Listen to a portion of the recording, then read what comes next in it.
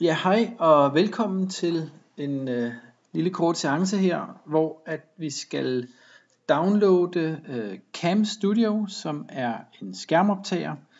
Det er et open source, altså et gratis program, som man kan bruge til at optage, hvad man laver på computerskærmen. Jeg vil starte med at åbne min browser, så I kan være med på at se, hvad jeg gør. Og det program jeg skal finde hedder som sagt Cam Studio, så det skriver jeg lige her. Og Cam Studio. Og så vil jeg gå ind og vælge den der hedder Cam Studio Download. Ja. Gå ind og trykker på download en gang til, og for at det skal være løgn, så trykker jeg på download en gang til. Og så starter downloaden. Og jeg vil gerne gemme den. Jeg vil gerne gemme den som. Nej, det vil jeg jo gemme den som.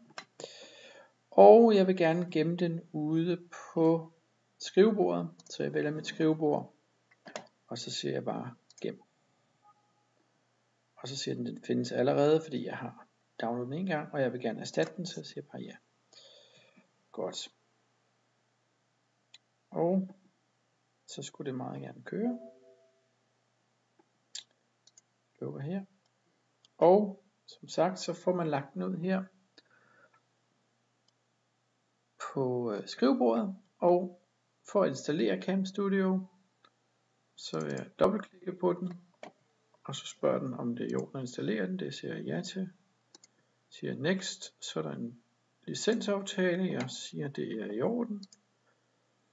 Og vil du installere det her directory der? Ja, det er helt i orden. Og så vil jeg lave en fuld installation med Cam Codec 1.5. Ja. Sådan. Og vil du lave et ikon på desktoppen? Ja, det vil jeg også gerne. Og vi siger bare next. Og så trykker jeg på install. Det vil jeg ikke, fordi at jeg bruger som sagt Cam Studio lige nu til at optage det jeg gør. Så I trykker selvfølgelig på install, og jeg vil trykke her på cancel. Og exit setup. Ja. En anden ting vi skal have downloadet fra nettet, det er en komprimeringsprogram til Cam Studio. Og der skriver vi så Cam Studio, og så skriver vi codec, trykker på enter her, og så går jeg ind og vælger hernede free download Cam Studio lossless codec. Der går ind her, klikker på den, og så siger jeg, at jeg gerne vil downloade den, så jeg klikker her en gang til. Sådan. Og går ind og siger download en gang til. Og så vil jeg så i denne her tilfælde bare sige kør. Så vil den automatisk, jeg siger ja, så vil den automatisk installere programmet i Cam Studio. Jeg har allerede installeret det en gang, så den siger til mig, om den vil geninstallere. Det siger jeg nej til, men I siger selvfølgelig bare ja til at installere den. Og I skulle sådan set være klar til at kunne starte Cam Studio, og det gør I ved at dobbeltklikke på det her ikon.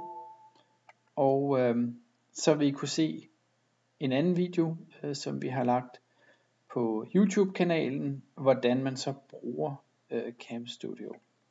Tak for det.